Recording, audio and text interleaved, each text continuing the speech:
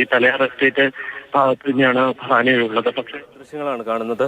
ഈ തലയാർ എസ്റ്റേറ്റ് ഭാഗത്ത് തന്നെയാണ് ആനയുള്ളത്. പക്ഷേ ഇപ്പോൾ ആശ്വാസം നൽകുന്ന ഒരു കാര്യം എന്ന് പറയുന്നത് ജനങ്ങൾ താമസിക്കുന്ന സ്ഥലത്ത് നിന്ന് ആന മാറിയിട്ടുണ്ട്. അത് ഒരു ചോല വനത്തിനുള്ളിലേക്ക് കയറിപ്പോയിരിക്കുന്നു.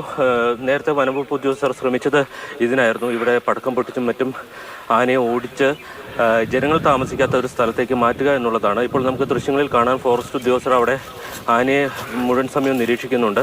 പടയപ്പയുടെ പിന്നാലെ തന്നെ ഫോറസ്റ്റ് ഉദ്യോഗസ്ഥർ, പ്രത്യേകിച്ച് RRT സംഘത്തിലെ അംഗങ്ങളാണ് അവർ ആനയെ പിന്തുടർന്ന് പോവുകയാണ്. ജനവാസ മേഖലയിൽ നിന്ന് മാറ്റി ഇപ്പോൾ ഇതിൻ്റെ വശത്ത് കാണുന്ന ചോല വനമുണ്ട്. ആ വനത്തിനുള്ളിലേക്ക് കയറ്റി വിടാനുള്ളൊരു ശ്രമമാണ് നടത്തുന്നത്. ഏറെക്കുറെ വിജയിച്ചു എന്ന് തന്നെ പറയേണ്ടി വരും. കാരണം ഇപ്പോൾ ഈ ആന ഉള്ളതിൻ്റെ എതിർദിശയിലാണ് ഈ ആളുകൾ താമസിക്കുന്ന ലയമുള്ളത്. അപ്പോൾ ഈ കാട്ടിൻ്റെ അകത്തേക്ക് കയറിപ്പോയി കഴിഞ്ഞാൽ പിന്നീട് അങ്ങോട്ട് ഇവിടെ നിന്ന് മാറിപ്പോകും എന്ന പ്രതീക്ഷയാണ്. പക്ഷേ ഇവിടെയുള്ള ആളുകളോടൊക്കെ സംസാരിക്കുമ്പോൾ അവർ പറയുന്നത് ഒരു പക്ഷേ രാത്രി സമയത്ത് വീണ്ടും മടങ്ങി വരാനുള്ളൊരു സാധ്യത ഉണ്ട് എന്നുള്ളതാണ്. എന്തായാലും ഇപ്പോൾ വനംവകുപ്പിൻ്റെ ശ്രമം ആദ്യഘട്ടം വിജയിച്ചിരിക്കുന്നു.